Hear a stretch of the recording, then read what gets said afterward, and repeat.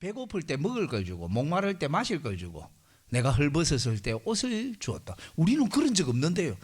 지극히 작은 자 하나에게 한 것이 내게 한 것이다가 염소에게 지옥불로 들어가라 하라가 염소도 깜짝 놀라죠. 양과 염소비의 양쪽 다 공통점은 뭐죠? 전부 다 깜짝 놀랍니다. 그런데 여러분 염소가 깜짝 놀란 건 좀 이해를 해 주셔야 됩니다. 여러분 신약 시대에는 높낮이가 없어요. 목사 장로 집사 목사가 더 높고 이런 거 없어요. 성도들 간에 유대인이 더 높고 이방인은 더 낮고 이런 거 없죠. 신약 시대. 근데 구약 시대에는 잘 보세요. 대제사장이 제사장보다 높죠. 제사장이 레위인보다 높죠. 구약 시대에는 목사님이 그때 이야기하셨는데 히라키라고 목사님 하셨는데 영어로 하이라르키 성직자 계급 제도처럼 계급 그 종교 계급이 있었다고. 구약 시대에는 왕이 있죠. 70 장로가 있습니다. 저는 이 70 장로를 이스라엘 전체 70 장로를 총대 장로라고 부릅니다. 제 개인적으로는 이스라엘 70 장로가 있죠. 그리고 각 성에 성문에 앉은 장로들이 있죠. 재판장들이 있습니다. 구약에는 이게 있는데 여러분 동물들도 있다는 거 모르시죠? 동물들이 크게 두 부류가 있어요. 정결한 동물, 부정한 동물. 그 정결한 동물 앞에 부정한 동물은 눈 깔아 이러면 눈 깔아야 됩니다. 근데 정결한 동물이라고 해서 전부 다 제사 제물이 되는 건 아니죠. 되새김질하고 발굽이 있으면 다 정결한 동물인데 정결한 동물이라고 다 희생제사로 드릴 수 있는 게 아니고 희생제사로 드리는 동물은 정결한 동물 중에 극히 일부입니다. 송아지, 소, 염소, 양, 비둘기 이런 것들이죠. 여러분 메뚜기 중에도 정결한 동물이 있습니다. 높이 뛰는 다리가 있어 땅에서 높이 뛰는 메뚜기는 먹어도 됩니다. 그런데 희생제물로는 못 드린다고요. 예. 정결한 동물이 부정한 동물보다 뭔가 우위에 있죠. 그런데 정결한 동물이 실제로 뭔가 우위에 있느냐? 아무것도 없어요. 그냥 하나님이 그분의 기쁘신 뜻대로 나눈 거지. 정결한 동물이 부정한 동물보다 실제로 뭔가 공로가 있거나 나은 게 있는 게 하나도 없잖아요. 그죠? 이스라엘 백성이 이방인보다 나은 게 있습니까? 없습니다. 근데 그냥 하나님의 기쁘신 뜻대로 나눈 거예요. 근데 정결한 동물도 잘 보면 구약에는 계급이 있어요. 소하고 염소가 외나무 다리에서 만나요. 그럼 소가 비켜 이러면 비켜야 됩니다. 여러분 염소하고 양이 서로 만났죠. 골목에서 염소가 양 보고 눈 깔아 이러면 깔아야 됩니다. 그러니까 염소가 지옥 가니까 깜짝 놀란 거예요. 여러분 대제사장이 이스라엘 전체를 대표하는데 이 대제사장은 자기 죄를 속죄하기 위해서 뭘 바치죠? 제일 비싼 거 소를 바쳐요. 그죠? 이스라엘의 지도자나 이스라엘 백성 전체를 위해서는 소를 바칠 때도 있고 염소를 바칠 때도 있습니다. 평민들은 주로 양을 바쳐요. 가난한 사람은 뭐 바치죠? 예, 비둘기를. 그 비둘기가 제일 눈 깔고 있는 그 동물이에요. 부정한 동물도 자기들끼리는 다 양아치 같은데 양아치들끼리도 자기들끼리 계급이 있다니까요. 부정한 동물이 가정한 동물보다는 좀 더 낫습니다. 가정한 동물은 대부분 다 기른 것들입니다. 이해가 되세요? 이런 걸 통해서 어떤 걸 나타냈냐면 이 가정한 동물이요. 부정한 동물이나 가정한 동물이 여자 주방에 그릇 위를 착 지나가죠. 그럼 그릇을 깨거나 씻어야 됩니다. 그래서 여러분 레위기 11장을 보시면 뒤로 가면 뒤로 갈수록요. 기는 것과 여자가 갈등 관계로 나옵니다. 뭐 생각나게 해주죠? 에덴 동산 생각나게 해주는 거예요. 예. 그리고 정결한 동물은 새는 대부분 다 정결하죠. 땅 위에 있는 동물들은 되새김질도 하고 발굽이 있어야 정결하죠. 근데 기는 것은 거의 다 부정해요. 그 새들은 죽은 시체에 자주 내려앉는 땅에 자꾸 내려오는 새들이 좀 부정해요. 그 보시면요. 아담으로 인하여 땅이 저주를 받았죠. 그래서 땅과 계속 많이 접촉하면 대체로 부정합니다. 제일 많이 접촉하는 동물이 뭘까요? 귀는 거죠. 아주 의도적으로. 그리고 여러분, 악어하고 메뚜기하고 두더지는 같은 종류입니다. 기는 것. 그러니까 종속, 과목, 강문계, 성경은 이렇게 나누지 않고 시각적으로 분류를 해요. 눈으로 딱 보는데 쫙쫙쫙 기가죠. 그거 다 기는 거예요. 그 시각적 연상을 하는데 이런 방식으로 분류하지 종속, 과목, 강문계 이런 식으로 분류하지 않아요. 성경은. 예. 이런 걸 통해서 생물학을 가르쳐 주려고 하는 게 아니고 창세기를 생각나게 해주려고. 기는 것과 여자가 원수관계라는 걸 알려주고, 너희들은 정결한 동물인데 네가 자격이 있어서 정결해진 게 아니고 하나님이 그냥 너희들을 택했기 때문에 정결한 거예요. 여러분, 이게 언제 없어지는지 아세요? 정결한 동물과 부정한 동물 나누는 게. 제가 아까 사도행전이 그냥 전도 역사가 아니라고 했잖아요. 새 시대가 팍팍팍팍 세워지고 옛 시대는 축축축축 무너지는 거랬죠. 사도행전 10장에 베드로가 기도하는데 환상이 보죠. 하늘에서 보자기 같은 큰 식탁이 내려옵니다. 거기에 온갖 동물들이 다 있죠. 13절, 베드로야 일어나 잡아먹어라. 주여 그럴 수 없나이다. 내가 이제까지 그런 적도 없고 그렇게 할 수도 없어요. 왜? 율법에 그렇게 하지 마라 했으니까. 레위기 11장에 부정한 동물 먹으면 안 되잖아요. 그 정결한 동물도 있지만 부정한 동물이 꽉 있었다는 말이에요. 하나님이 깨끗게 하신 것을 네가 왜 속되다 하니? 똑같은 일이 3번이나 있고 환상이 끝났습니다. 이게 뭐지? 이방인 백부장 고넬료가 보낸 사람이 도착했습니다. 그리고 이방인 백부장의 가정에도 유대인들에게 내린 성령과 똑같은 성령이 임하는 것을 알게 되었습니다. 여러분, 정결한 동물은 이스라엘의 정체성을 보여주는 거고요, 부정한 동물은 이방인을 보여주는 거예요. 그런데 이 둘의 구분이 사라진 거예요. 이방인도 그리스도를 믿고 고백하기만 하면 똑같은 선물, 성령을 선물로 준다는 걸 베드로가 깨닫게 된 거예요. 여러분, 구약은 예수님을 통과해서 우리에게로 오는 거예요. 그러니까 이 정결한 동물, 부정한 동물이 그 배경이에요. 베드로 환상에 이방인에게도 우리가 믿을 때 주신 선물과 같은 선물을 주셨다. 이렇게 예루살렘에 가서 보고하잖아요. 총회에 가서 보고하잖아요. 그죠? 예. 그러니까 이런 구약의 말씀이 아무 의미가 없는 게 아닙니다. 관심을 안 가지면 신약의 말씀을 잘 이해를 못하게 됩니다. 실제로. 자, 속죄소. 날개 아래죠. 이곳은 피가 뿌려지는 자리입니다. 죄 사함의 자리입니다. 그래서 안전합니다.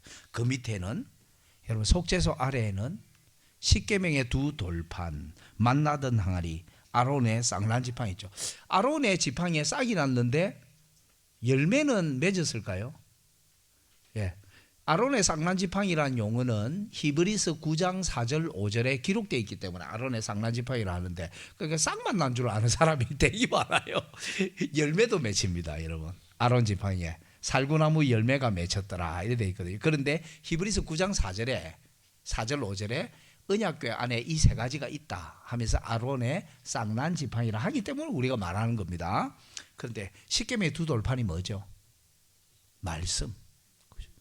만나던 항아리 뭐죠? 성례. 우리 만나 할 때 했죠, 그죠? 성찬으로 연결되고 연보로 연결되고 일용할 양식으로 연결된다고. 그 다음에 아론의 지팡이는 읽어볼게요. 대제사장 직분의 정통성과 중보자의 기도를 상징합니다. 광야 생활 중 고라, 다단, 아비람, 온이 당을 짓고 무려 250명의 족장과 함께 반역을 일으킵니다. 왜 이 족장들이 반역을 일으켰냐? 하나님이 이제 장자를 대신하여 누구를 하나님이 받았죠? 레위지파를 받았잖아요. 장자 대신해서. 그죠? 레위지파가 적어도 예배에 있어서 장자 노릇을 하는 거예요. 예. 이 장자들을 대신하여 레위지파를 받았는데 레위인에게 이제 예배 인도나 이런 것들을 다 맡겼죠. 근데 그 이전까지 누가 일을 했죠? 장자권자가 했다니까요. 장자권자는 왕적인 일도 하고, 왕은 아니지만 제사장적인 일을 하고, 제사장은 아니지만 그 다음에 선지자적인 일도 합니다. 하나님 계시를 전달합니다. 근데 제사장적인 장자 일을 레위지파에게 맡겨요. 나중에 장자권자 중에 왕적인 일은 나중에 넘어갑니다. 에브라임 지파가 장자권자였는데 유다 지파 다윗에게로 넘어갑니다. 그럼 제사장 왕이죠. 그리고 선지자적인 이 장자권이 아까 말했던 엘리야, 엘리사 두 몫을 내게 주십시오. 그래서 나중에 장자권자 대신 구약의 선지자, 제사장, 왕이 이 일을 하는 겁니다. 족장 시대에는 장자들이 이 세 가지 일을 다 했거든요. 근데 고라가 레위 지파죠. 레위 지파에게 장자를 대신하여 예배를 인도할 그 특권을 딱 이쪽으로 주셨는데, 예전에 장자들이 했던 걸 고라는 만인 제사장설을 주장해요. 만인 제사장설이 맞지만 그 시대에 주장하면 안 돼요. 그 시대는 아직 그렇게까지 계시가 진전된 게 아니에요. 고라는 나 레위 지파지만 이거 포기할래. 하나님이 뭐 모세하고 아론만 거룩하나? 하나님의 백성 모두가 거룩하다 이렇게 딱 합니다. 와, 백성들이 들으면 그냥 뿅 갑니다. 파퓰리스트입니다. 고라는 천재입니다 진짜. 나중에 제2의 고라가 나오거든요. 만인 제사장설을 주장한 구약의 두 인물이 있습니다. 한 사람이 고라고요, 한 사람이 여로보암입니다. 북이스라엘 첫 번째 왕. 레위지파 아니라도 제사장 다 시켜줄게. 예. 근데 그거는 가짜입니다. 그 두 개는. 그런데 고라가 딱 이러니까 고라가 그리고 족장들을 포섭합니다. 이 다단, 아비람, 온이 어느 지파냐면 르우벤 지파예요. 민수기 16장이 있습니다. 르우벤이 첫째 아들이죠. 야, 누구 첫째 아들이잖아 원래. 근데 모세와 아론이 이렇게 하고 있네. 확 들고 이러면. 그래서 우리가 언제부터 레위지파 중심이고, 원래 족장 시대부터 장자권자들이 이 일을 안 했나? 즉 새 언약이 왔는데 이전 언약으로 돌아가자는 운동입니다. 여러분, 이거는 그냥 불평이 아니고요, 그 다음 언약 시대가 왔는데 옛날 언약을 끝까지 포기 안 하는 겁니다. 오늘날로 말해볼까요? 예수님이 오셔서 십자가에 달리시고 죽으시고 부활하셨는데 지금도 황소와 염소의 피로 제사 드리자 하는 거나 똑같은 겁니다. 모세 언약 시대가 왔는데 나는 족장 언약으로 돌아갈래 이렇게 하고 있는 겁니다. 이 사람들은 이 족장들의 반영이에요. 그러니까 이 사람들을 심판하죠. 첫 번째, 그 다음 장 17장에 어떤 일이 벌어지냐, 하나님이 확인을 시켜줘요. 12지파 족장들 다 지팡이 하나 가지고 오렴. 그래서 하나님 앞에 놓아두렴. 그리고 레위지파 아론의 지팡이에만 싹이 나고 열매가 맺힙니다. 이 말이 뭘까요? 자, 너희들 이제 알겠니? 이제는 장자권자 대신 레위지파가 이 일을 하는 시대가 왔어. 인정해. 이 말입니다. 예. 대제사장 아론의 쌍난 지팡이는 이런 뜻입니다. 자, 밑에서 셋째 줄, 밑에서 넷째 줄. 이는 이제 족장들이 장자권자로 제사장 역할을 하던 시대가 끝났다는 뜻입니다. 유월절을 기점으로 이후 이스라엘 장자들을 대신하여 레위 자손들이 하나님께 봉헌됩니다. 이제 하나님은 레위 지파를 통해 특히 대제사장 아론의 중보를 통해 그 백성과 교제합니다. 그죠? 근데 이 시대로 딱 끝나지 않습니다. 나중에 누가복음을 보면 이제 레위 지파 시대에서 또 다른 시대가 해가 싹 솟아오릅니다. 여러분, 그게 누가복음이에요. 여러분, 누가복음은 제사장으로 시작해서 제사장으로 끝납니다. 그래서 세례요한의 아버지 제사장 사가랴로 시작합니다. 누가복음은 성전에서 시작하여 성전에서 끝납니다. 누가복음 마지막 절이 뭔지 아세요? 늘 성전에 있어 하나님을 찬송하더라, 이렇게 끝납니다. 근데 누가복음 시작할 때 사가랴가 성전에 들어가 향을 피웁니다. 근데 차이가 있죠. 사가랴는 벙어리가 됩니다. 여러분, 사가랴가 벙어리가 된다는 말이 무슨 말이냐면 제사장은 자기의 직무를 하고 나서 밖에 나와야 합니다. 사람들이 사가랴가 안에서 향을 피울 동안 밖에서 기도하고 있거든요. 나와서 뭐 해야 될까요? 민수기 6장 24절에서 26절. 손을 들어 축복해야 됩니다. 여호와는 내게 복을 주시며 여호와는 그 얼굴로 내게 비치사 은혜 베푸시며 여호와는 그 얼굴을 내게로 향하여 드사 평강 주실지어다 해야 되는데 벙어리가 됐습니다. 누가복음 1장은 레위 지파 제사장이 손들어 축복하지 못하는 데서 시작하죠. 그냥 벙어리가 된 게 아니에요. 근데 누가복음은 어떻게 끝나냐? 예수님이 손을 들어 축복하시더니로 끝납니다. 찾아보세요. 진짜 그래 돼 있어요. 그러니까 누가복음은 레위지파 제사장이 벙어리가 된 데서 시작해서 영원한 대제사장 예수님이 손들어 축복하면서 하늘로 승천합니다. 그러자 제자들이 늘 성전에서 하나님을 찬송하더라 이러면서 딱 끝납니다. 조금 있다가 제2탄 속편 나옵니다 하면서 끝나는 거예요. 그게 사도행전입니다. 성경이 재미있지 않습니까? 자, 족장 장자들의 시대에서 레위지파 시대로 넘어왔죠. 지금 나중에 예수님이 오시면 레위지파 시대에서 영원한 대제사장이 손들어 축복하는 시대로 갑니다. 그게 누가복음이에요. 자, 다시 돌아가 볼까요? 26페이지. 돌판 만나던 항아리 아론의 지팡이는 은혜의 방편을 보여주는 거예요. 두 돌판은 말씀, 만나던 항아리는 성례, 아론의 지팡이는 직분 또는 중보자의 기도를 말하는 것입니다. 여러분, 말씀과 성례와 기도를 통해 하나님은 우리에게 은혜를 주십니다. 맨 위에 여호와의 날개 아래로 오너라. 그 날개 아래 뭐가 있죠? 죄사함이 있단다. 그리고 그래서 죄사함을 받은 사람은 어떤 은혜를 베푸시죠? 말씀과 성례와 기도라는 은혜의 방편을 통해 우리를 인도하시는 거예요. 여러분, 이걸 그대로 소교리문답 88무대에 같은 원리를 만들어놨어요. 그리스도께서 그분의 교회에 그분의 중보의 언덕을 전달하는 외적이고 통상적인 방편은 그분의 규례, 특히 말씀과 성례와 기도입니다.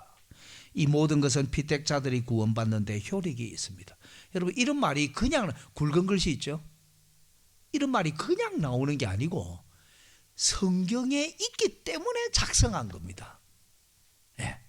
여러분, 웨스트민스터 회의가 5년 6개월 넘게 모였는데 1000번 넘게 모여요. 1000번 넘게. 시작할 때 경건회 하고 시작하고 마칠 때 경건회 하고 마칩니다. 어떤 때는 경건회를 8시간 동안 했습니다. 하나님, 우리가 서로 토론하다가 인간의 지혜를 따라가지 않게 해달라고. 말씀과 성례와 기도, 이 언약궤에 이 언약궤로 가면, 여호와의 보좌로 가면 안전한 인도와 보호가 있습니다. 여호와의 날개 아래 죄사함이 있습니다. 그리고 은혜의 방편, 말씀과 성례와 기도가 있습니다. 이게 얼마나 엄청난 은혜인지 아셔야 돼요. 그 다음에 지성소에서 이제 성소로 나와 볼게요. 성소로 나오면 성소에는 3가지 있죠. 제가 지성소, 저쪽이 지성소라고 제가 저쪽을 보면 왼쪽 남쪽에 정금등대, 오른쪽 북쪽에 진설병 떡상 12개의 떡을 진설해 놨죠. 그리고 정면에 지성소로 들어가는 커튼 바로 앞에 향단이 있어요. 먼저 정금등대부터 설명할게요. 여러분, 정금등대를 출애굽기 25장 31절에서 40절을 보면 정금등대를 나무 형상으로 만들어 되어 있습니다. 어떤 나무? 살구나무 되어 있는데 실제로는 살구나무라기보다 아몬드 나무를 일 거라고 추정합니다. 아무튼 나무 종류, 우리나라 살구나무하고는 달라요. 그러니까 아몬드 나무일 가능성이 가장 높은데, 아몬드 나무라 하고 어쨌든 어떤 나무입니다. 그러니까 정금등대는 나무입니다. 나무. 근데 나무인데 나무의 가지에 열매가 맺히는 곳에 등불이 탁탁탁탁 7개가 있죠. 그죠? 맨 중간에 1개, 양쪽에 대칭으로 6개. 그죠? 7 등불이 있죠. 근데 왜 아몬드 나무로 아몬드 나무 형상으로 만들라 했을까? 여기에는 이유가 있습니다. 제가 아까 여호와의 영광 할 때 영광이 무겁다라는 뜻이라고 이야기했죠. 똑같이 이게 뜻이 두 개예요. 이 단어가 샤카드라는 단어인데 이 단어가 명사가 되면 어떤 나무예요. 아몬드 나무라 하고 나무예요. 근데 이 단어가 동사가 되면 깨어있어 지키다, 파수꾼이 파수하다, 자지 않고 지켜보다, 이런 뜻입니다.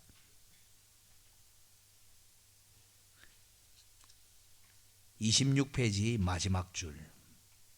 이는 광야 생활 중인 이스라엘 백성이 자고 있는 중에도 여호와 하나님이 그들의 파수꾼이 되어 그들을 지켜보고 계심을 상징합니다.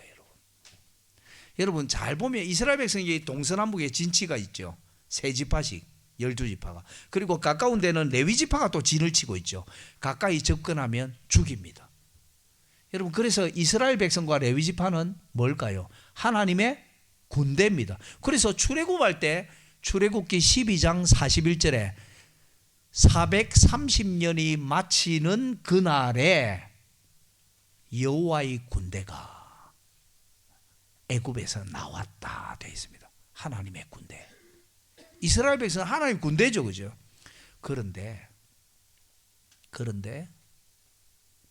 그래서 이스라엘 백성들이 성막에 죄인들이 함부로 접근하지 못하도록 딱 지킵니다. 근데 잊어버리면 안 되는 게 있어요. 사실은 광야 생활 중에 이스라엘 백성들이 성막을 지키는 것 같지만 사실은 이스라엘 백성들이 잠을 자고 있는 순간에도 하나님이 그들을 지키고 있는 거예요. 하나님이 너희들의 파수꾼이다. 그래서 자지 않고 지키다, 파수꾼이 파수하다, 깨어있어 지켜보다 라는 뜻을 가진 단어를 명사로 사용하여 나무 형상으로 만들게 한 겁니다. 내가 산을 향하여 눈을 들리라. 잘하시. 나의 도움이 어디서 올고 나의 도움이 천지를 지으신 여호와에게서로다. 낮의 해가 나를 해치 못하고 밤의 달이 나를 상치 못하죠. 왜? 여호와께서는 졸지도 주무시지도 않고 나를 지키신다네. 시편 121편이죠. 이 노래 어떻게 할 수 있을까요? 언약궤 때문에 하는 겁니다. 성전에 올라가는 노래인데 이게 멜로디가 올라가는 노래라는 뜻도 되는데요. 이게 내가 산을 향하여 이거는 여호와의 산을 가리키는 겁니다. 산을 향하여 눈을 들리라. 나의 도움이 어디서 올까? 예루살렘을 딱 생각합니다. 그 여호와 하나님이 잠을 자지 않고 나를 지켜보고 계시는구나. 그래서 내가 안전하네. 이 노래입니다. 시편 121편. 반대 노래도 있습니다. 시편 44편. 여호와여 깨소서 어찌하여 주무시라이까. 이런 노래도 있습니다. 시편 44편. 왜 이런 노래가 컴플레인 아닙니다. 탄원 호소입니다. 그 불평하고 헷갈리면 안 됩니다. 왜냐하면 하나님이 의인들을 지켜주신다 했는데 하나님이 안 지켜주시는 것 같은 상황이 일어나니까 하나님 왜 이렇습니까? 질문하는 겁니다. 그게. 근데 여호와여 깨소서 어찌하여 주무시나이까죠. 여러분 그래서 시편 읽을 때 시인들이 믿음으로 탄원하는 것을 불평으로 오해하시면 안 돼요. 그거 잘 구분하셔야 돼요. 그런데 그러면 제사장들이 하는 일 중에 이것도 아주 중요한 일이죠. 출애굽기 27장 20절 21절을 보면 여기 괄호에 되어 있습니다. 넷째 줄에. 레위기 24장 1절 4절에도 제사장들이 뭘 하느냐, 등불을 단 하루도 끄트리면 안 돼요. 그래서 저녁부터 아침까지 등불이 딱 켜지게 하고 아침에 등잔불 막 재 같은 게 있을 거 아닙니까? 관리하고 또 켜놓고 관리하고 또 켜놓고. 이걸 끄는 건 뭘까요? 여호와의 눈을 감기는, 실제로 여호와께서 눈을 감으시는 건 아니지만 하나님 우리 이제 지키지 마세요 이거하고 똑같은 행위입니다. 그래서 제사장은 하루도 이걸 빼면 안 됩니다. 순번을 정해서 돌아가면서 지켜야 됩니다. 이해가 되시죠? 근데 이거 안 한 사람이 있어요. 누군지 알아맞혀 보실 수 있겠습니까? 땡땡 제사장은 자기 처소에 가서 누웠고 아이 사무엘은 여호와의 궤 있는 전에 누웠더니 어느 제사장? 예. 엘리 제사장은 등불 밝히는데 관심이 없었습니다. 사무엘상 3장 2절 3절. 엘리 제사장은 그냥 자빠져 자는 거예요. 근데 누가 그 일을 하고 있었다고? 사무엘이 계속 등불을 밝히고 있었다 이 말입니다. 그 사무엘 3장이. 그러자 하나님이 어떻게 엘리 제사장을 파직하죠. 면직시키죠. 사무엘을 제사장으로 세웁니다. 근데 사무엘상 3장 1절을 찾아보셔야 됩니다. 3장 1절. 예, 사무엘상 3장 1절 찾아보세요. 이게 등불 밝히는 일인데 그러니까 이 언약궤를 알아야 이게 이 말을 하고 있다는 걸 알 수 있습니다. 여러분 사무엘상 3장 1절.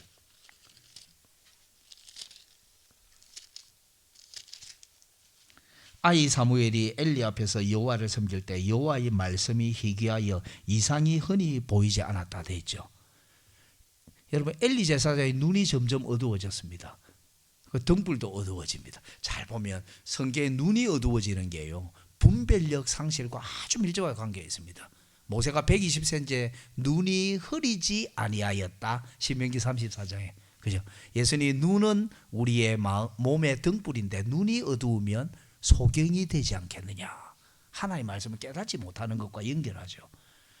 엘리 제사장이 지금 눈이 어두워졌는데 자기 처소에 누웠죠. 그런데 3절 정금등대 등불 하나님의 등불 안 꺼졌대. 왜 안 꺼졌어요? 엘리는 가서 자빠져 자는데 사무엘이 그 일을 하고 있었대요. 근데 등불 관리를 안 하니까 뭐가 어두워져서 하나님의 말씀이 잘 주어지지 않았다는 거예요. 뭐하고 하나님의 말씀이 연결되어 있죠? 정금등대와 말씀이 연결되어 있는 거예요. 성경에 주의 말씀은 내 발에 등이요 내 길에 빛입니다. 시편 119편 105절. 말씀과 등불이 연결되어 있습니다. 성경에. 네.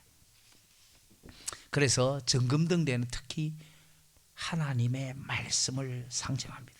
여러분 요한계시록 1장을 보면 27페이지 두 번째 단락 요한이 본 첫 번째 환상이 뭐죠? 예수님이 7 금초대 사이를 막 거니고 계시죠. 그 예수님이 몸이 날씬했다는 뜻일까요? 금초대 사이를 그 말이 아니고 예수님이 금초대 등불이 꺼지지 않도록 지키신다는 뜻이죠. 1장 20절 계시록에 7 금초대는 7 교회요. 누가 교회의 등불을 밝히십니까? 예수님이. 그런데 이 고난받는 교회에게 이렇게 말합니다. 1장 3절 여기 있죠. 27페이지에 이 예언의 말씀을 읽는 자 한 사람입니다. 듣는 자들. 개역 개정 성경은 그냥 듣는 자로 번역했습니다. 그러나 복수입니다. 실제로는. 그 가운데 기록한 것을 지키는 자들. 개역 개정 성경은 단수처럼 번역했는데 복수가 맞습니다. 이거는 개역 성경의 번역을 조금 더 잘했습니다. 여러분 읽고 이 예언의 말씀을 읽고 듣고 지키는 사람은 같은 사람이 아닙니다.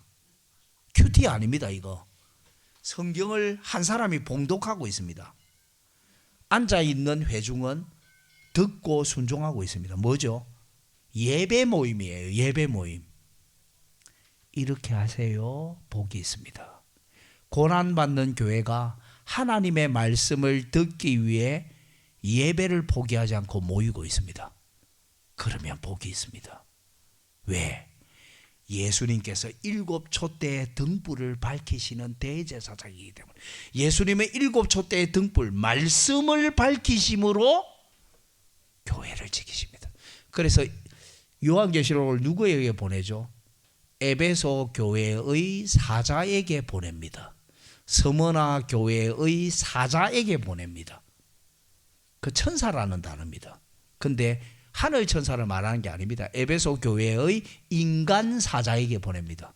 목회자에게 보냅니다. 이 편지를. 왜? 그들이 예수님이 밝히시는 이 등불을 밝혀야 되기 때문에 이 예언의 말씀을 읽는 자들이기 때문에 그렇습니다. 이 사람들이. 자, 정금등대 말씀이죠. 떡상. 여러분 여섯 개 두 줄로 돼 있죠.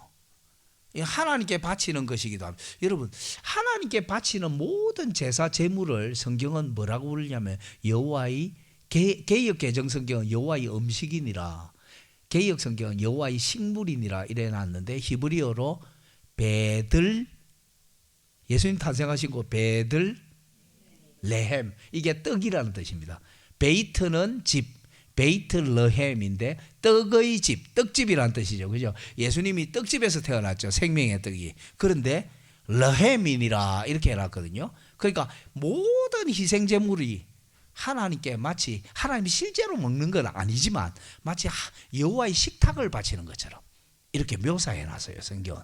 그런데 진설병떡상도 하나님께 드리는 식탁입니다. 근데 동시에 이스라엘 12지파를 상징합니다. 하나님은 그분 자신을 우리에게 주셨다 했죠. 그죠? 목사님 항상 그 김 목사님이 시작하고 끝날 때 언약 이야기하면서 너는 내 것이고 나는 네 것이다 이라고 하시고 가시대요. 그죠? 그게 핵심이에요. 제가 성경에서 제일 좋아하는 구절이 이사야 43장 1절인데 저 기분 좋더라고요. 김 목사님 그 말씀하시고 가시니까. 너는 내 것이라. 그 구절입니다. 제가 성경에서 제일 좋아하는 구절이. 그런데 하나님께서는 자기 자신을 이스라엘에 주십니다. 그럼 이스라엘은 어떻게 해야 될까요? 자기 자신을 하나님께 드립니다. 이 12개의 떡은 한편으로는 하나님의 식탁이고 한편으로는 이스라엘을 상징합니다. 하나님, 우리를 온전히 떡이 되어 하나님께 드립니다. 이런 뜻이. 이것은요, 여러분 신명기 27장을 연상시키는 거예요. 신명기 27장에 모세가 죽기 전에 뭐라고 명령하냐면 너희들이 나중에 그 땅에 들어가거든. 모세는 가나안 땅에 못 들어가죠. 6지파, 6지파. 축복의 산 그리심산에 6지파, 저주의 산 에발산에 6지파. 그리고 이스라엘 지도자는 앞에 딱 섭니다. 제사장과 장로들이 앞에 서요.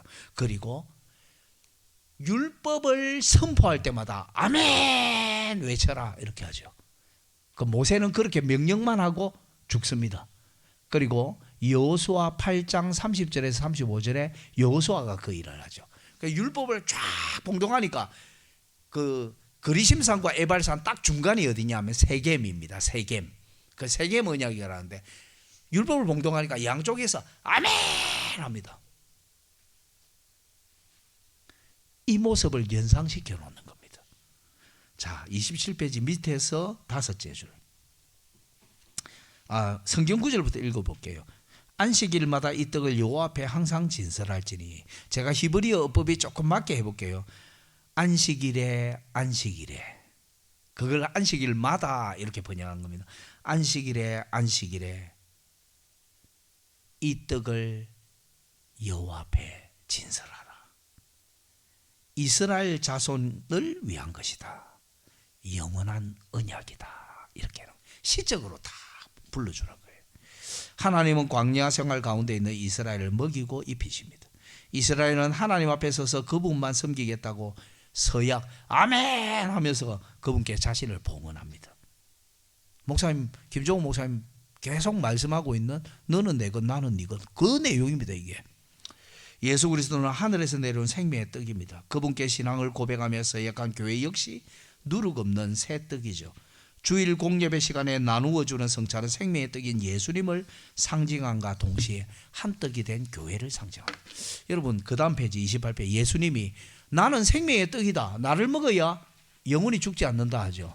그런데 고린도전서 5장 7절 8절 보세요. 그 밑에 너희는 고린도 교회죠. 누룩 없는 자인데 새 덩어리가 되기 위해 누룩은 누룩을 내어버리라. 우리의 유월절 양 그리스도가 희생이 되셨다. 이러므로 우리가 명절을 지키되 누룩은 누룩도 말고 괴악하고 악독한 누룩도 말고 오직 순전함과 진실함에 누룩 없는 떡으로 하자. 고린도 교회가 떡입니다.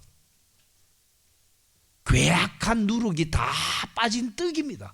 고린도 교회가. 예수님이 떡이죠. 고린도 교회가 떡입니다.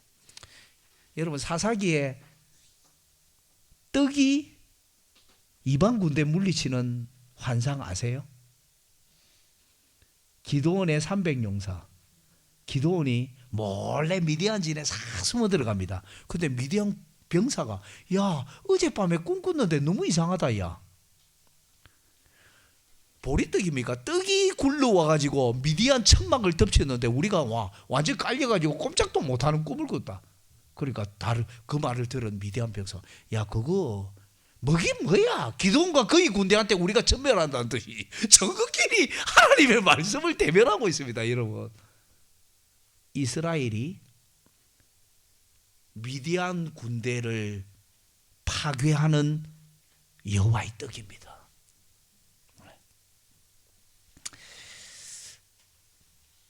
정금등대 말씀이죠. 진설병 떡상 성례입니다. 향단. 여러분, 성경의 향은 뭘 상징하는지 너무 잘 아시죠? 향이 싹 올라가는 기도입니다. 성경 구절 적어놨습니다. 시편 141편 2절 향단 밑에 셋째 줄, 내 기도가 향이 되게 하옵소서. 누가복음 1장 8절에 10절, 세례 요한의 아버지가 될 사가랴가 성전에 들어가 뭘 피우죠? 향을 피우니까 백성들은 밖에서 뭐 하고 있죠? 기도하더니. 제사장이 향 피운다고 제사장이 대신 다 하니까 나는 가만히 있어도 되겠네. 그게 아닙니다. 백성들은 밖에서 기도합니다. 계시록 5장 8절, 성도의 기도가 향이 되어 하늘로 올라갑니다. 계시록 8장 3절에서 5절, 천사 하나가 이 성도의 기도를 다 담아서 하늘로 성전해서 하늘에서 거꾸로 들이붓습니다. 여러분, 하나님의 신원이 시작됩니다. 우리의 피를 왜 신원해 주지 않습니까? 하나님 원수를 갚아주세요. 그 기도가 드디어 이루어지기 시작합니다. 여러분, 향은 기도와 뗄 수 없는 관계입니다. 성경에서 제사장은 정금등대에 불도 밝히고 향도 피우죠. 그죠? 그래서 제사장 바쁩니다. 향도 피우고 정금등대 불도 안 꺼뜨려야 됩니다. 죄인이 하나님께 기도로 나아가기 위해서는 두 가지가 필요합니다. 첫째, 중보자를 통해 기도해야 됩니다. 여러분, 기도하면 내가 기도하는 것부터 시작이 쉬운데요, 기도는 예수님이 먼저 합니다. 여러분, 삼위일체 하나님을 모르면 기도를 할 수가 없어요. 우리가 주여 우리에게 기도를 가르쳐 주옵소서. 예수님이 우리에게 기도를 가르쳐 주지 않으시면요, 우리는 기도를 못해요. 그리고 예수님은 기도를 가르쳐 주시는 분이고 기도의 본이 되셨어요. 그 기도는 우리부터 출발하는 게 아니라 삼위일체 하나님의 사역으로 출발하는 거예요. 그런데 아버지는 어떤 분이시냐? 우리의 기도를 들으시고 응답하는 분입니다. 이거 모르고 기도하면 안 되죠. 기도는 해놓고 기도하기는 했는데 하나님이 진짜 있나 없나 이러면 안 되잖아요. 아버지는 어떤 분이냐? 우리가 기도하는 거 좋아하십니다. 우리의 기도를 들어주십니다. 우리의 기도에 응답하는 분입니다. 의심하지 마세요. 우리 아버지는 정말 그런 분입니다. 아들은 어떤 분일까요? 기도하는 분입니다. 우리가 기도하기 전에 아버지 우편에서 우리를 위해 끊임없이 기도하십니다. 제가 어릴 때 이 생각한 적이 있거든요. 예수님이 고통은 제일 많이 당했는데 삼위일체 하나님 중에 예수님은 그래도 고통 많이 당해도 예수님은 한 30몇 년만 고생했잖아. 제가 어릴 때 이런 약간 가치관이 있었습니다. 그 숙제를 제가 어릴 때부터 해간 적이 거의 없습니다. 학교에 손바닥 몇 대 맞고 끝내자. 2시간 동안 숙제할 바에. 그 아주 못된 생각입니다. 그 청년들 저를 다 보면 안 돼요. 제가 잘못한 겁니다. 제가 그런 생각이 있어나니까 이렇게 생각인 것 같아요. 예수님은 그래도 한 33년만 고생했잖아. 아닙니다, 여러분. 구약 시대에도 예수님은 역사하고 계셨고 이 땅 위에 오셨고 하늘에서 예수님은 지금도 선지자, 제사장, 왕이십니다. 예수님은 아버지 우편에서 지금도 우리를 위해 기도하십니다. 아들이 하는 일을 모르면 기도 못해요. 아들이 기도하십니다. 그리고 아들은 우리의 모든 기도의 통로가 됩니다. 우리는 아들을 통해서 기도하고요, 아버지는 아들을 통해서 응답하십니다. 그 아들이 없으면 기도가 불가능해요. 성령님은 어떤 분일까요? 우리의 기도를 도우시는 분입니다. 우리는 마땅히 기도할 바를 알지 못하나 성령께서 우리의 기도를 도우시기 때문에 우리가 기도할 수 있습니다. 여러분, 여러분, 기도는 삼위 하나님의 사역을 알아야 기도할 수 있습니다. 여러분, 향을 피우는 게 기도죠. 중보자를 통해 기도해야 됩니다. 여러분, 우리의 기도를 우리가 열심히 기도하기 때문에 하나님 들어준다 생각하면 안 돼요. 그렇게 자꾸 생각하니까 보름 금식한 사람은 20일 금식한 사람 앞에 길을 못 펴는 거예요. 20일 금식한 사람은 내 40일 금식했는데 이러면 뺏기 죽어 이러는 거예요. 그 자기 공로나 열심으로 생각하기 때문에. 예수님 때문에 우리 기도를 들어주시는 거예요. 아버지는 말씀에 근거해서 기도합니다. 제사장은 정금등대를 정리하면서 향도 피웁니다. 말씀과 기도가 연결되어 있는 거예요. 마지막 지성소와 성소의 연결성, 제단 물두멍만 조금만 보고 맡길게요. 마지막에 그 금송아지 숭배는 아까 설명했기 때문에 안 합니다. 31페이지는 지성소와 성소는 연결됩니다. 여러분, 지성소에 뭐가 있습니까? 29페이지 표 4 있죠. 지성소에 돌판, 항아리, 지팡이 있죠. 성소에는 등대, 떡상, 향단 있죠. 29페이지 표 4에 예수님이 어떻게 성취했을까요? 말씀이신 예수님, 생명의 떡이신 예수님, 중보 기도하시는 예수. 이 모든 것은 예수님이라는 관역을 향해 날아가고 예수님의 꽃입니다. 근데 꽃이고 끝이 아니라 그것을 뚫고 지나가서 우리에게 옵니다. 성령론적 적용입니다. 그 맨 왼쪽 두 개가 뭐냐면 신론이고요, 그 다음에 기독론이고, 그 다음에 성령론입니다. 잘 보시면 성경의 모든 구절은 삼위일체 하나님 안에서만 이해가 되도록 되어 있습니다. 성령론적 적용, 선지자적 말씀이 있습니다. 하늘에 계신 예수님은 지금도 여러분 성경 봉독과 설교를 통해 우리에게 계속 말씀을 공급합니다. 고난받는 교회에게. 그리고 생명의 떡이신 예수님은 왕의 식탁, 즉 특히 성찬을 통해 생명의 떡을 공급합니다. 세례는 홍해의 세례를 이미 받았죠, 그죠? 그리고 중보기도 하시는 예수님은 이제 예배 시간에 여러분의 기도들이 있죠. 이 기도들을 통해서 우리의 기도를 들으십니다. 여러분 잘 보시면 이게 예수님이 다 성취할 뿐 아니라 하늘에 계신 예수님이 이걸 통해서 끊임없이 우리에게 공급해 주십니다. 말씀과 성례와 기도로. 마지막 제단과 물두멍까지만 할게요.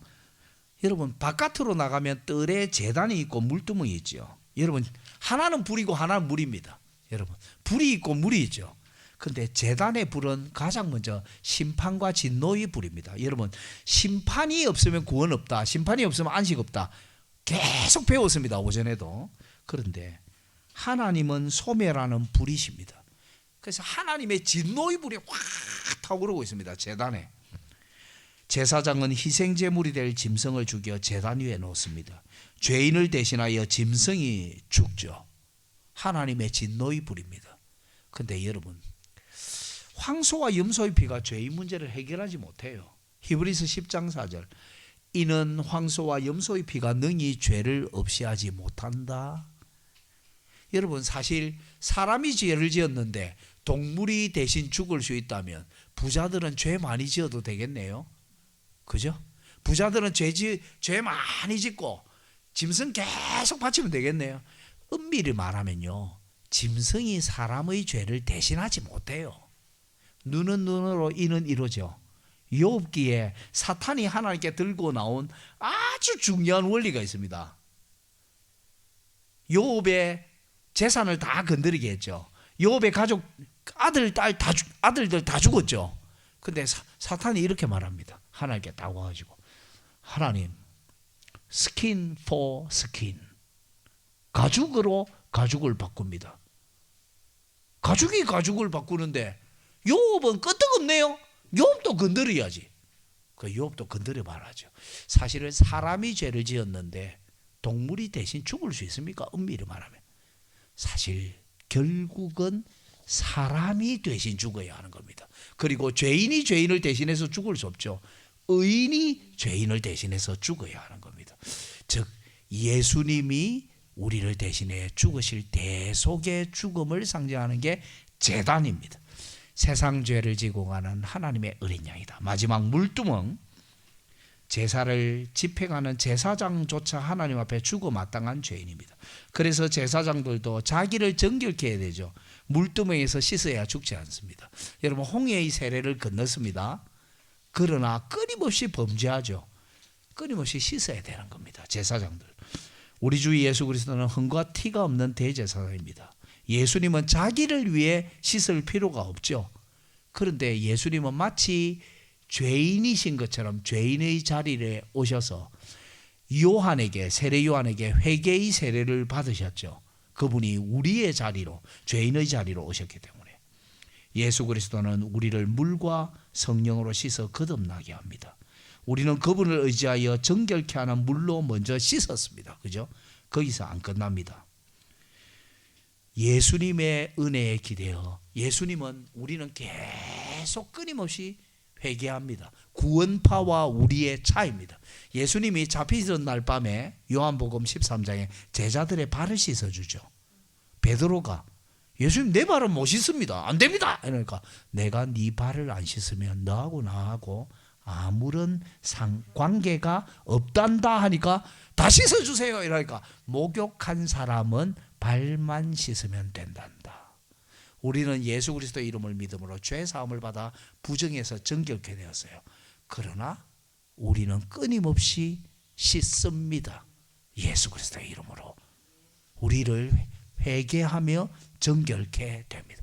여러분 잘 보시면 성막 전체가 장차 오실 예수 그리스도 안에서 주어지는 은혜를 보여줍니다.